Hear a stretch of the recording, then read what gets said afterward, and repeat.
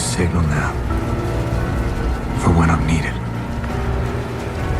But when that light hits the sky, it's not just a call. It's a warning to them.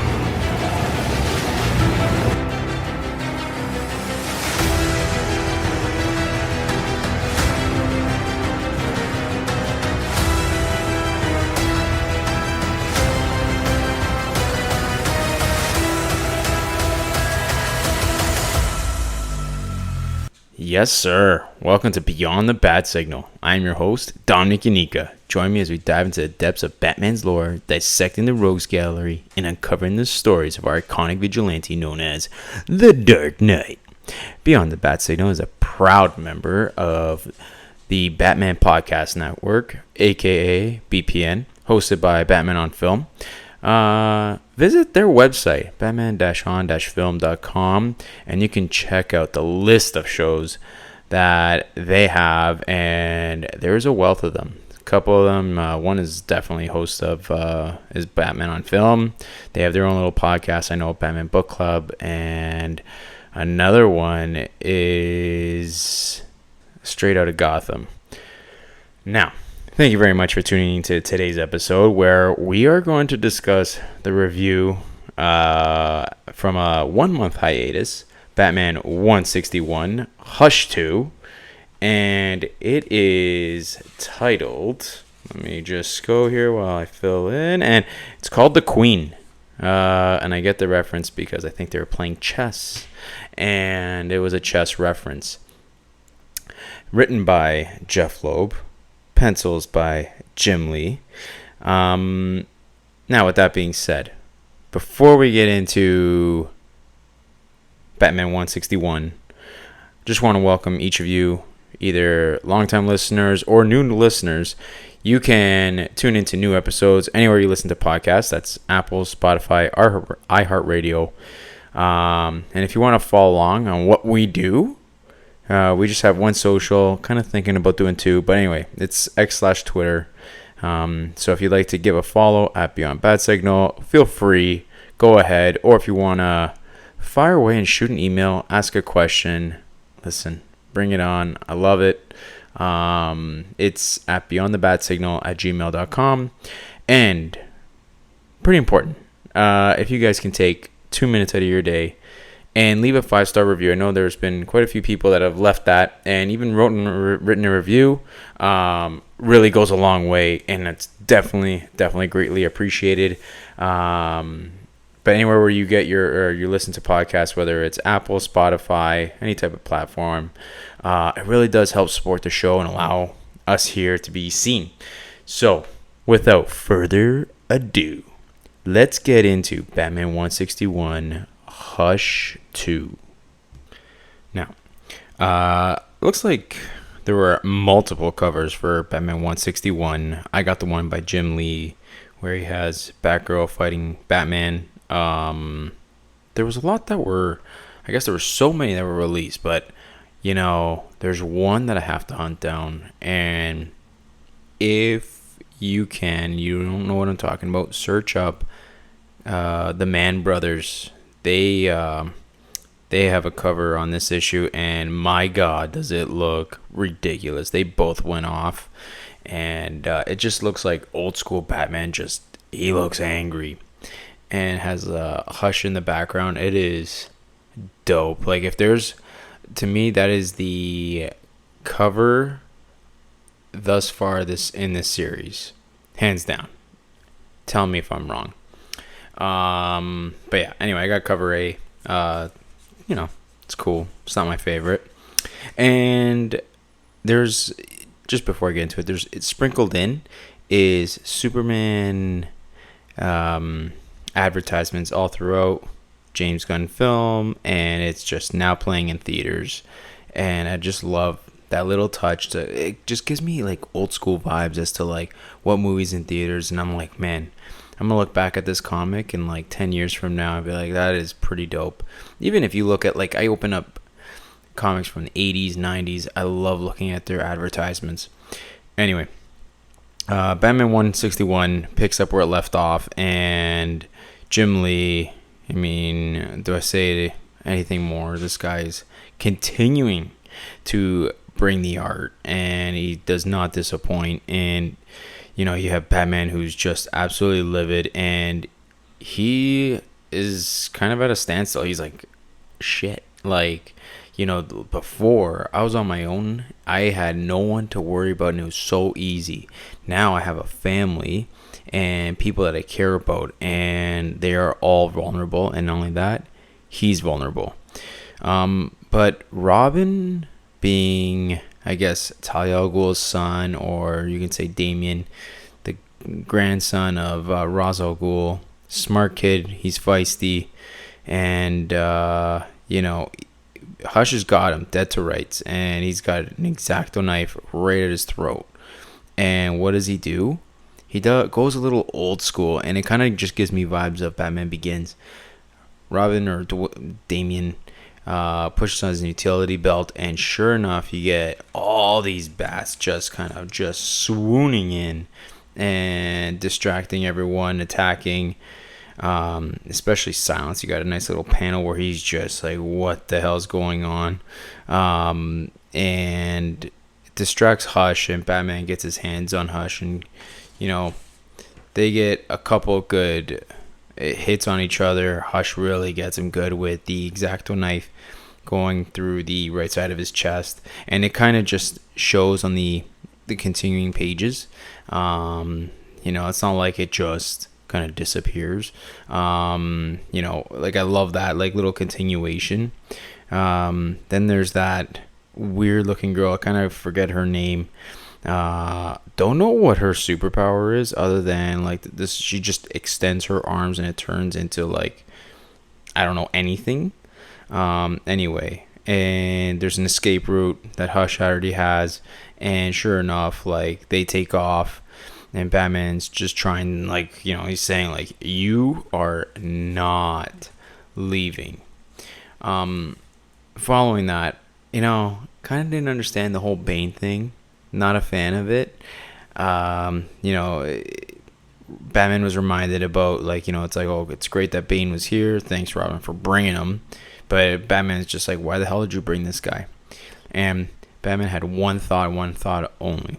Hush.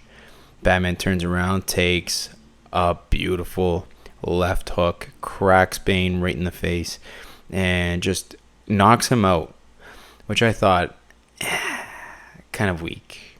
I don't know. Didn't like it. I do like Bane as a character. I don't think he is as weak as he was perceived right there, or are they just trying to make Batman as strong as he is? I don't know. Anyway, kind of unique to see Damien with Bane, and whatever. It doesn't matter. Batman's just like, why the heck are you with this guy here? Like, and he said, like, listen, I broke Bane out of Blackgate. You needed help, so had to come here. There was one thing I thought that was pretty funny, though, by the way. Batman's just like, Damien, you knew I had done this stunt with bats before. And Damien just responds, yeah, I improved it. And he's just like, where'd you get the means for such a large-scale project? Damien's response, my mother. Something about her having an interest in my health. I don't know. Nice little sense of humor just to kind of add throughout. And then you have Joker with his braces, and they're at a face-off where he's got two guns pointing directly to Jason Todd and Dick. And you could tell that Jason wants to get his hands on him and take him out. Joker, he's not going to hold back. He obviously unleashes. Joker obviously comes back to life, and he's wide awake, and he kind of recalls exactly what happened, saying, like, last thing I remember was Hush left me for dead. And that can only mean one thing, is that your bad daddy saved me. We always hurt the ones we love, right? Dead Robin. Jeff Loeb, the way he writes Joker, I just hear Mark Hamill's voice. Don't know if you'd feel the same way. This was a fun little bit with Joker. And then they have like a pretty cool panels, like, the panels where it's like you got the strong lightning bolt, and then you have both Nightwing and Jason Todd jumping out of the apartment into the water, and Nightwing's like, Jason, where are you? And then you have a cool little panel of Joker just basically spray and pray, firing, and Joker's next stop, he announces that it's hush, little baby, don't you cry. Joker's gonna make sure that you die. Love it. Be curious as to how that dynamic works out with Joker going after Hush. I'm pretty fascinated by that, because it just seems like it is like a chess piece, like this whole like series. It's named after chess pieces, like the rook and whatnot. And you can just tell, like, what's the game that Hush is playing. And, like, you can tell that he's, like, 4 or 5 steps ahead of Batman. Joker just doesn't care. He's, like, an agent of chaos, to quote the Dark Knight. And Batman, anyway, shows up in his Bat Cycle. Pretty cool panel at the top of the page. Love the way the Bat Cycle looks.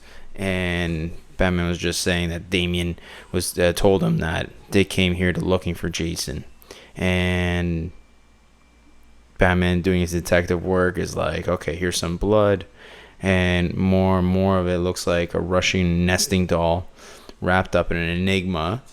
And then we get like a nice little page right next to Crypto, by the way. But anyway, Jim Lee draws, and it looks like an office that Batman was just meant to find. And he even says it. Hush has separated everyone into 2 camps, like the dark and light pieces on a chessboard, allies and enemies. What have I stumbled onto? Or did he want me to find this? And he's got like quite a few images. Some of them I can't really tell who they are. I can definitely tell. It looks like, I can't even see it, but Jason Todd's one of them for sure. Looks like Riddler's in the background. I can see Scarecrow. Pretty smart. Anyway, and then he's got Alfred and Batman, and all looks like chess pieces. And then he has Damian Wayne on there as well. They're all little cutouts, and Jim Gordon's on there too. And you're like, Batman's just like, what's this guy up to? Then we get a little bit of the story with Barbara Gordon and visiting her dad, Jim Gordon. And, Jim's just like, I knew you'd come, old friend. Now, Jim obviously mistakes Barbara for Batman, saying, like, I knew you'd come, old friend. And she's like, listen, it's me, Barbara. But she is looking pretty pissed off. Jim's like, listen, I think we've been through worse.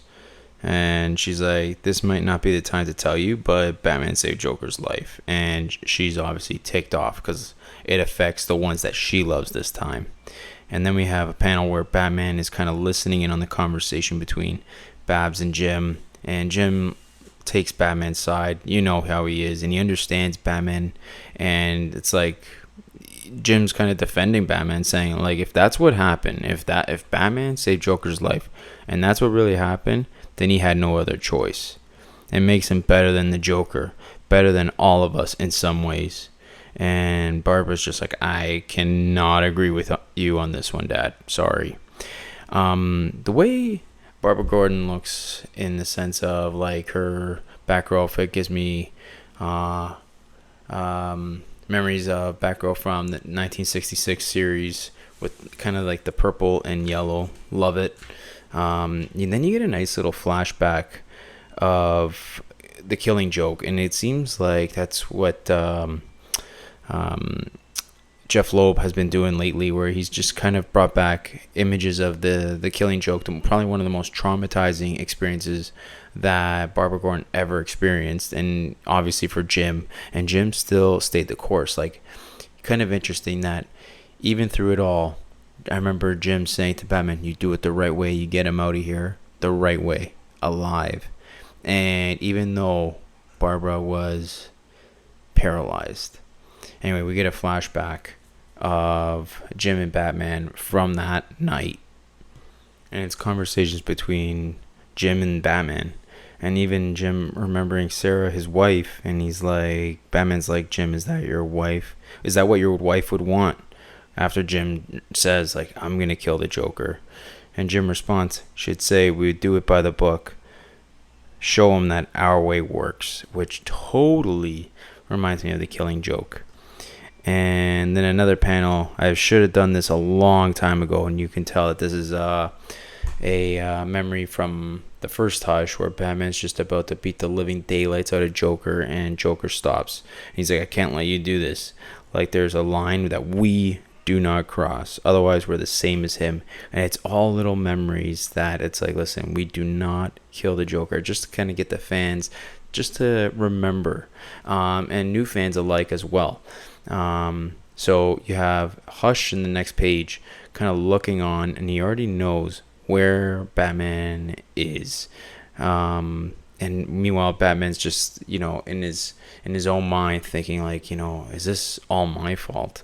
After all this, Hush has forced me to kind of confront myself, all the pain that Joker's brought, and it's like, now I have to confront it. Then Hush just lets off like a bomb, and it goes boom, boom, boom. Batman knows, boom, right away that Hush is here. And Batgirl's looking on, seeing these explosions, and she knows Bruce is at this scene. So Batman's falling down off a building, and sure enough, you get a 2-page beautiful spread. I love this. Easily my favorite, I guess you can call it a panel, of the entire issue. And it's Batgirl saving Batman, and she's just saying, listen, you shouldn't even be here.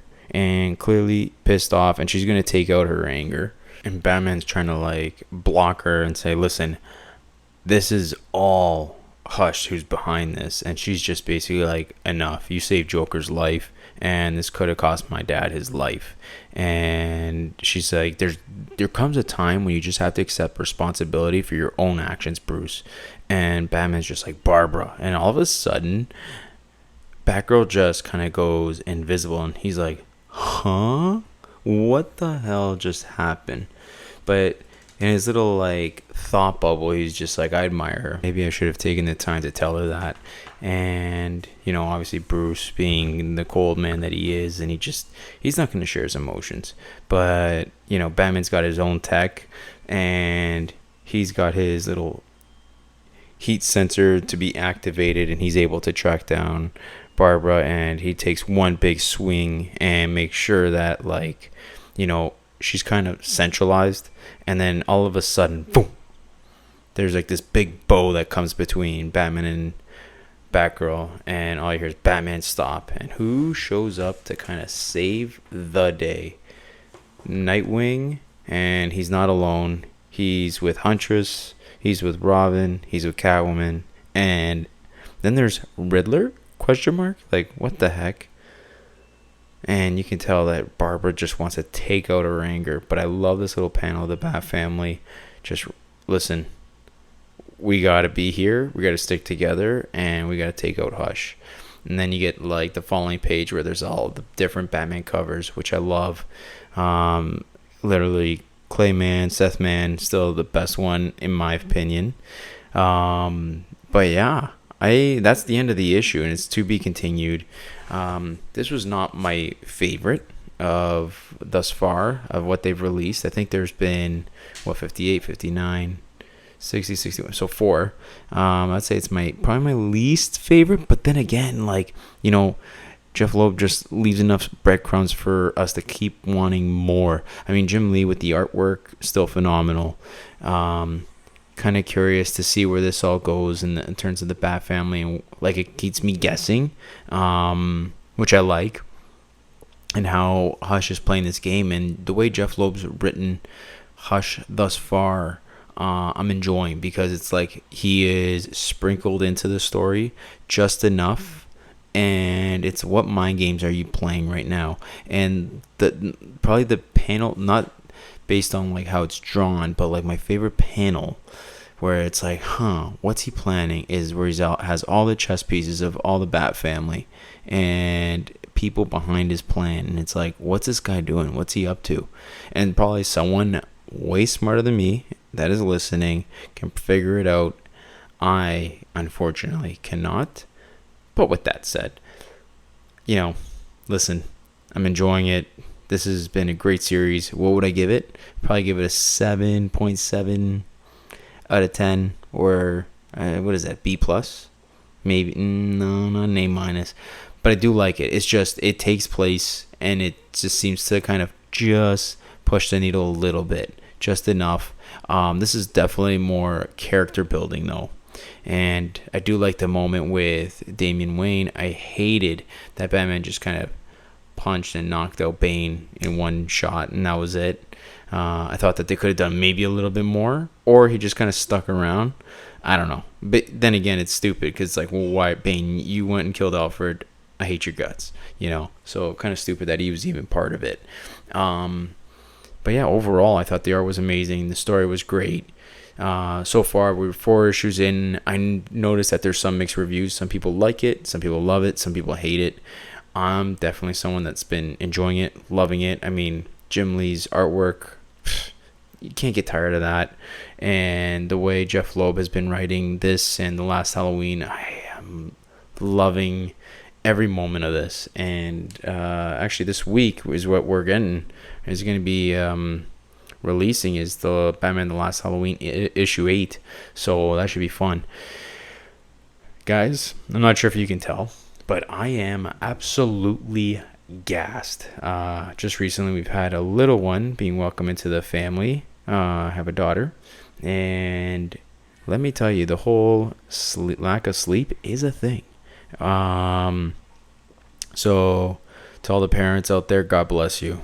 I'm learning on the fly, and it's not easy. It's not easy at all, but damn, is it enjoyable. Now, that's going to be it for me today. It's going to be a bit more of a shorter one. You're going to be able to catch all reviews here on Beyond the Bat Signal, where we're going to be talking all Hush. And it's going to be the first 6 that are released. There's going to be a little bit of a break. I know that is for sure. And then also we're going to be covering The Last Halloween. There's some fun episodes coming up that are not review related that I can't wait to share with you. But with that being said, where can you find me? Twitter /X, whatever, at Beyond Bad Signal. Fire off an email if you'd like. Ask any questions you'd like at beyondthebadsignal@gmail.com. And rate and review the show. Give it a 5 stars. Write a little something. It does go a long way. I really mean it. And it'd be greatly appreciated. But yeah. Now, my name is Dominic. This is Beyond the Bad Signal. And we are signing off. Peace.